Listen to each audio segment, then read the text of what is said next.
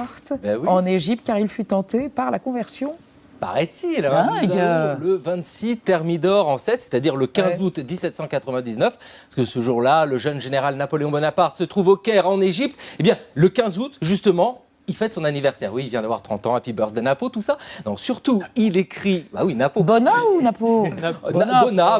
c'est vrai. Le jour de la fête de la Vierge. Ouais, en C'est plus. vrai. Il écrit une lettre au sultan du Maroc qui commence par ces mots « Il n'y a pas d'autre Dieu que Dieu et Mahomet est son prophète. » Diantre serait-il diantre. mahométan. Voilà. Alors vous savez, il est en Égypte pour libérer le pays de la domination des terribles des Mamelouks qui sont dirigés par le bey d'Égypte, qui est très méchant, qui n'est pas un bon bey comme votre t-shirt. Non. Et oui, on en était arrivé là. Ça vient de loin, ça. En vérité, Semaine. en vérité, il est là pour couper la route des Indes aux Anglais, et ce qu'il découvre oui. le fascine, l'islam. Alors, Napoléon est un enfant des Lumières. Les Lumières s'intéressent beaucoup à l'Orient. Et lui, il trouve dans l'islam une religion qui lui convient. Toujours en 1799, il écrit Moi, je suis musulman unitaire et je glorifie le prophète. Alors, bon. Vous n'êtes pas des oui, vous n'êtes pas des lapins de 6 semaines, vous doutez bien qu'il y a une perdront de l'année. stratégie politique là-dessous, c'est-à-dire qu'il veut plaire aux Égyptiens.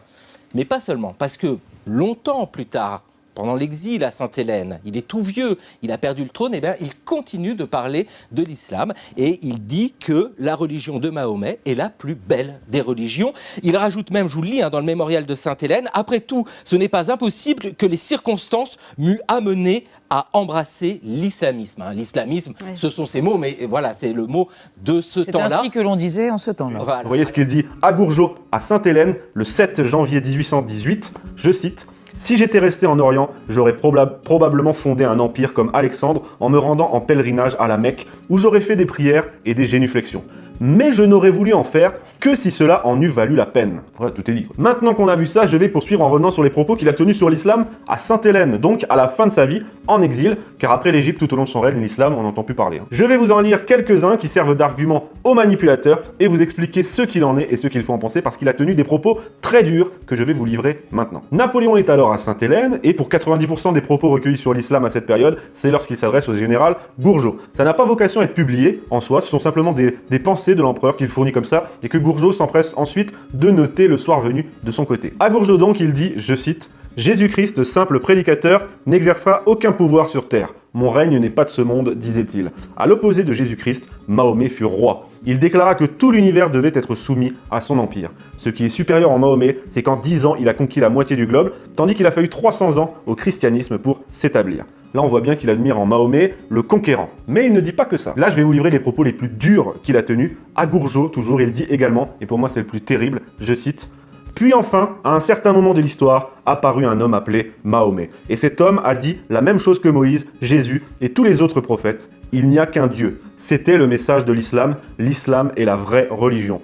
Plus les gens liront et deviendront intelligents, plus ils se familiariseront avec la logique et le raisonnement. Ils abandonneront les idoles ou les rituels qui supportent le polythéisme et ils reconnaîtront qu'il n'y a qu'un Dieu. Et par conséquent, j'espère que le moment ne tardera pas où l'islam prédominera dans le monde. » Cette citation est absolument terrible, je le répète. Si on la lit comme ça, de façon brute, ça ne fait aucun doute. Napoléon est au pire musulman, au mieux très favorable à l'islam. Alors, que faut-il en penser? Eh bien, il ne faut pas se contenter de penser, mais de lire, justement, le journal de Gourgeot. C'est ça qu'il faut lire, parce que cette citation intervient dans un contexte très précis. Parce que juste avant de nous livrer cette phrase sur Mahomet et sur l'islam, eh bien, juste avant, il nous fait part de toute sa colère contre le pape et l'église de Rome. Napoléon, qui à ce moment en veut à la terre entière, revient sur sa vie avec aigreur auprès de Gourgeot, surtout car je l'ai dit, ce sont des confidences off. Et quelques lignes avant ce que je viens de vous lire, il explique que le christianisme a été récupéré, je cite, par un groupe de politiciens de Rome. Puis ensuite, il défend l'unicité de Dieu. Et pour défendre l'unicité de Dieu, eh bien, il prend Mahomet en exemple. Il prend l'exemple de Mahomet et de l'islam, dont selon lui, le message est simple et clair.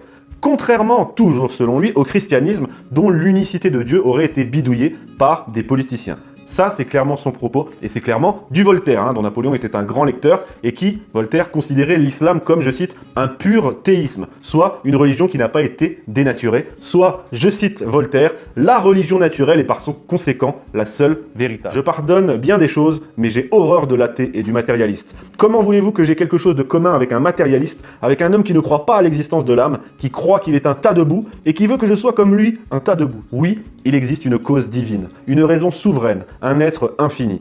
Cette cause est la cause des causes. Cette raison est la raison créatrice de l'intelligence. Il existe un être infini auprès duquel, général Bertrand, vous n'êtes qu'un atome. Auprès duquel, moi, Napoléon, avec tout mon génie, je suis un vrai rien, un pur néant. Entendez-vous? Je le sens, ce Dieu, je le vois, j'en ai besoin,